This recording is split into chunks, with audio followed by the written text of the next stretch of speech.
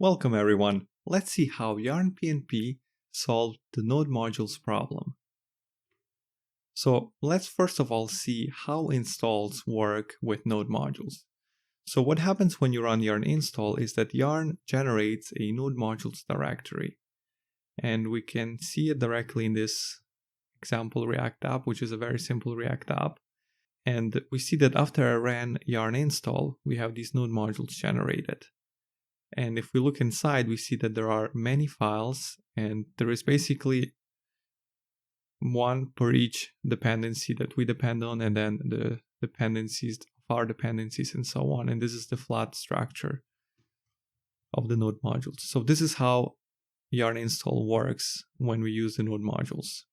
Let's go back to the slides. So this is the way it works then is that Node uses the node resolution algorithm to find the right dependency whenever you import it or require it. And to this, there is no notion of packages, because the way Node works is just whenever you try to import something, let's say Chakra UI, accordion, Node will just look at the node modules in your project, and if it finds Chakra UI accordion, it just allows you to use it. And if you start to import something that you don't declare in your dependencies, you still can use it because Node simply looks at the node modules and tries to find that dependency. So even though you haven't listed it here, if some of your dependencies actually listed it and has it as its dependency, then you will be able to use it without problems because again, there is no notion of packages, there is just notion of files inside of node modules.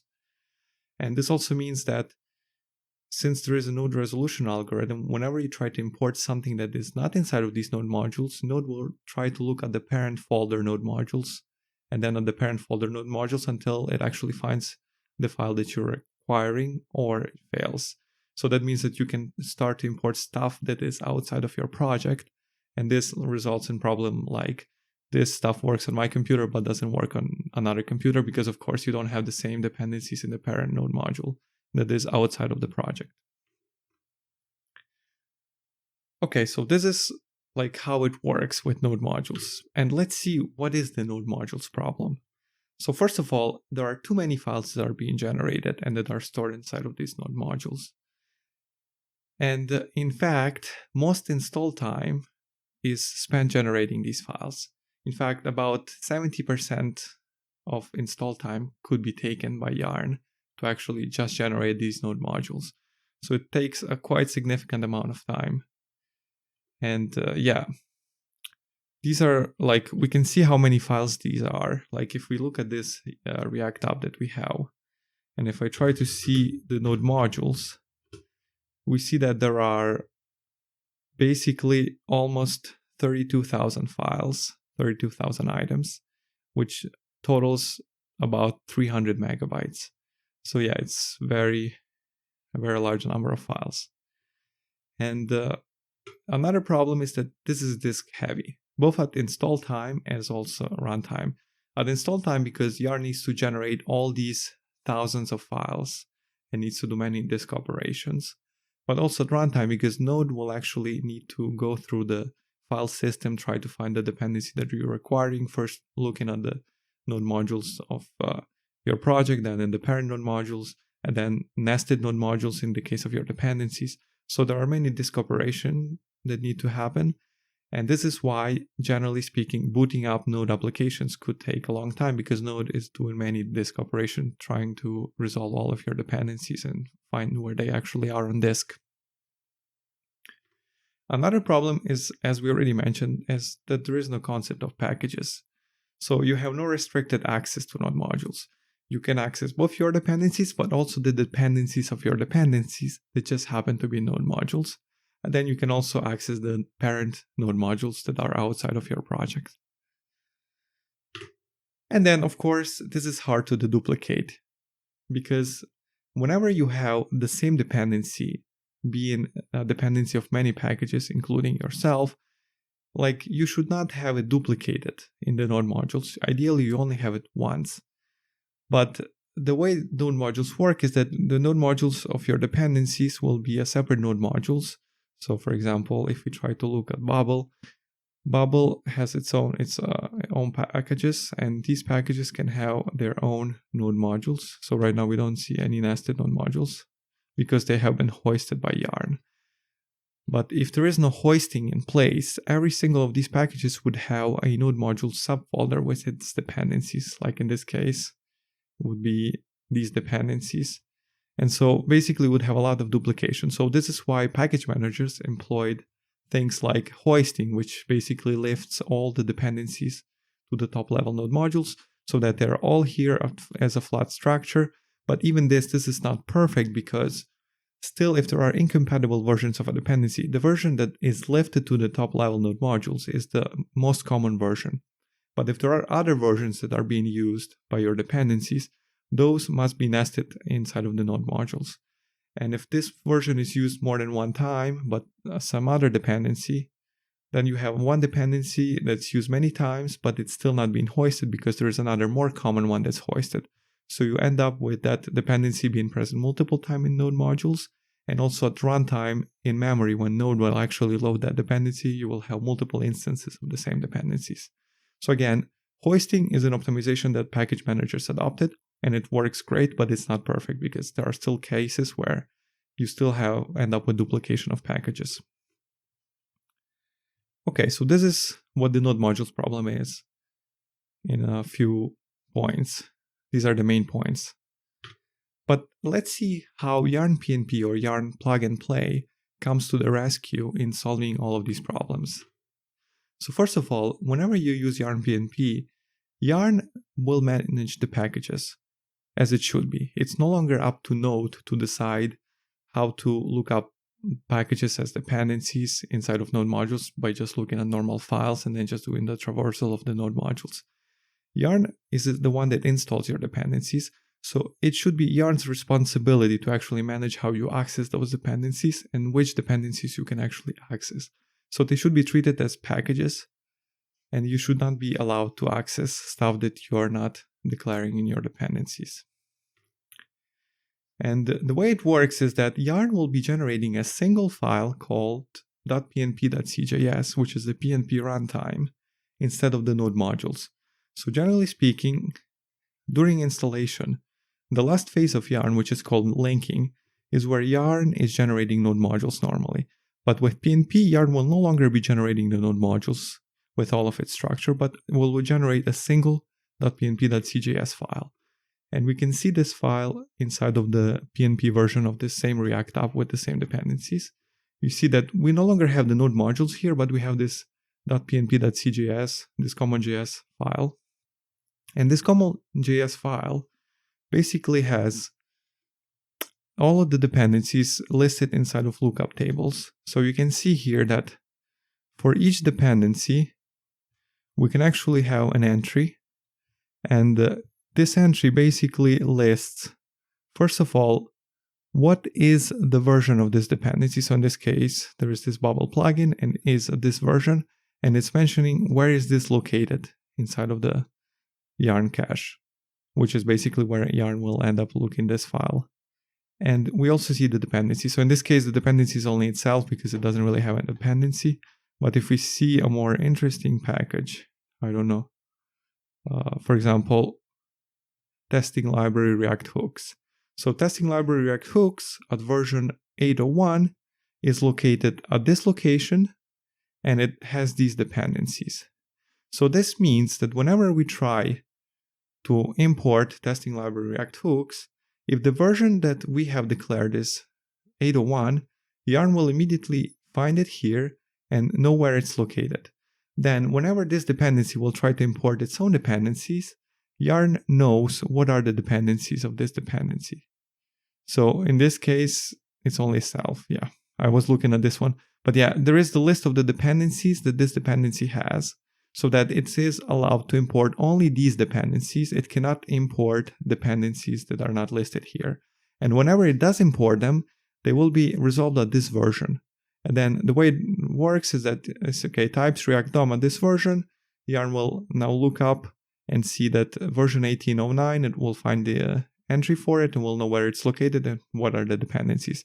So basically, this lookup table just lists for each package what version it has and at which where is it located on disk, and then what are the dependencies of this package and what are their versions. This allows Yarn to then resolve the dependencies at runtime. And another point is that these packages are now stored as zip archives. So we no longer have like the node modules. Instead, Yarn is just using its cache, which is the same cache that it generates whenever you use node modules to generate the node modules from. But here we're no longer generating the node modules from the cache. We are directly using this cache, these zip archives of all the dependencies. We're directly using these to actually read them at runtime and access the dependencies. So this means this is a much better output, is much more compressed, and it has much less files compared to node modules. Okay, so let's now see the Yarn PnP benefits. What benefits does it bring us? So first of all, there is only one file per package. As we just saw, we have this zip archive, and this zip archive basically has one file per package. So we have Adobe CSS and so on. So we don't have the entire node modules tree with all the files inside of this dependency. We only have one zip file, which includes all of that.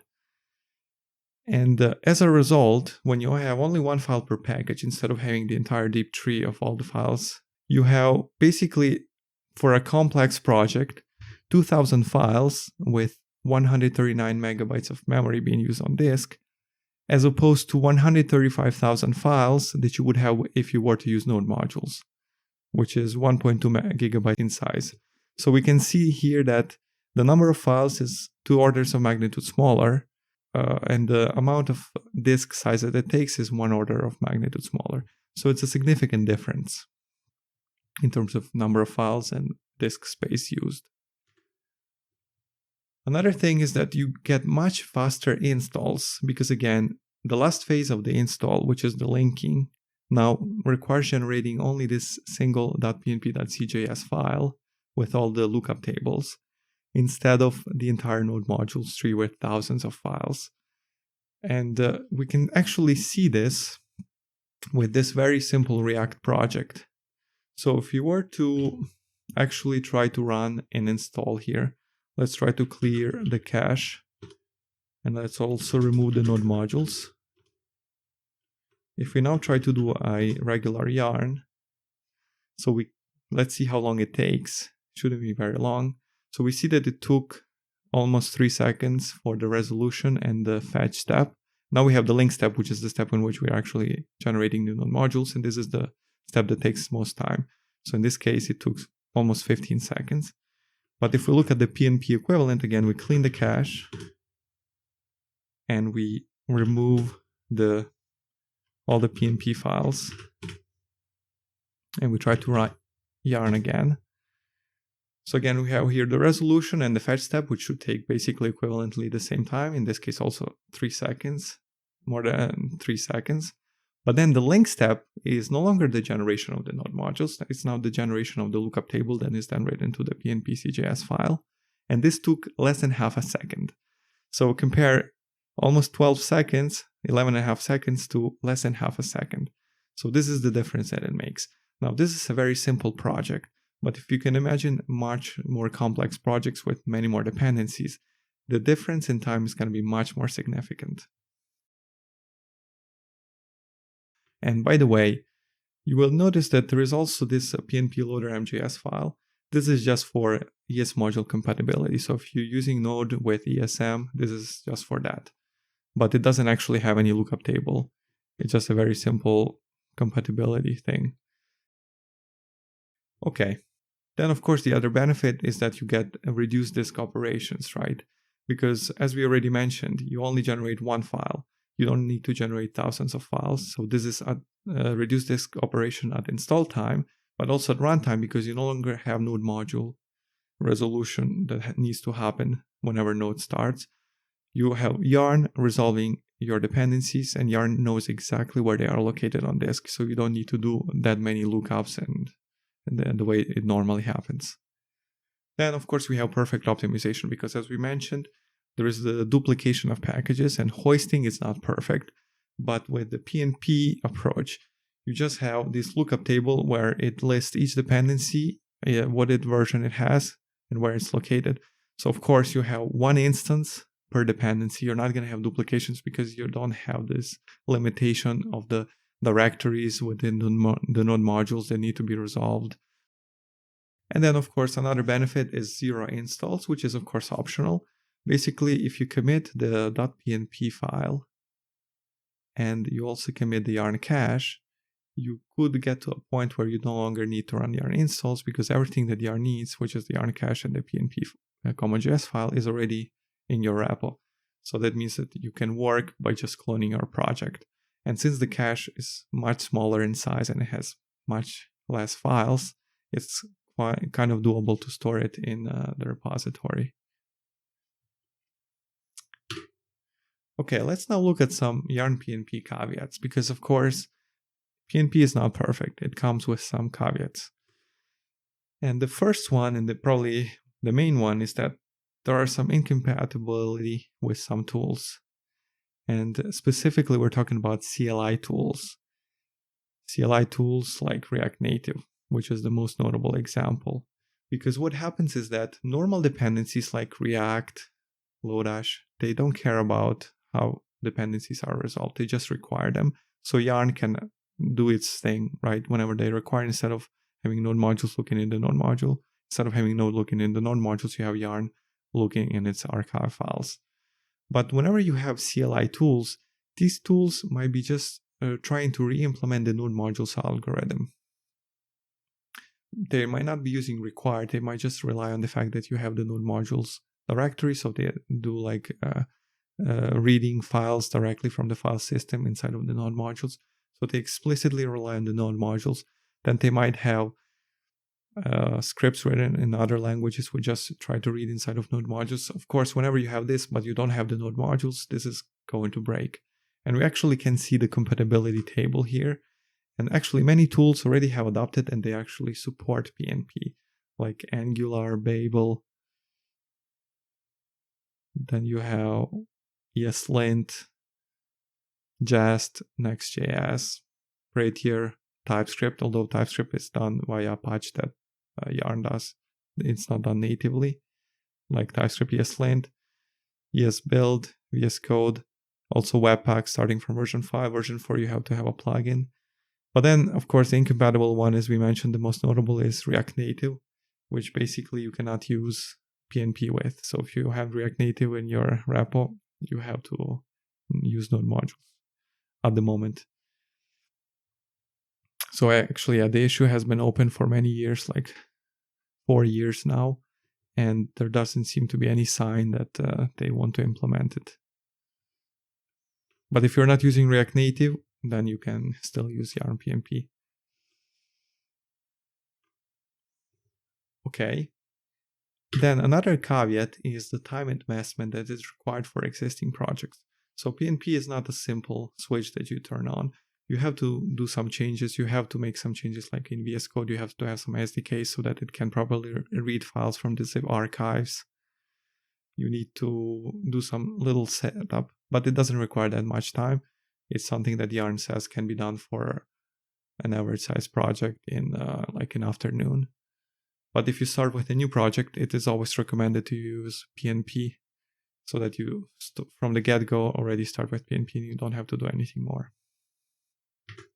And then, of course, another caveat is that there is strict dependency rules. So you cannot use unlisted dependencies.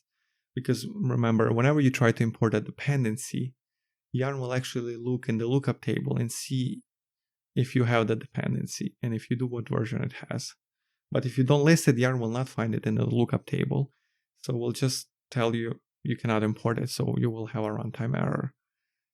And this is true not only for your dependencies, but also for the dependencies of your dependencies. So whenever you have a dependency that you try to So whenever you have a dependency that tries to access a dependency that it didn't list, Yarn will look at the lookup table, will not find that dependency, so it will not allow it to access that.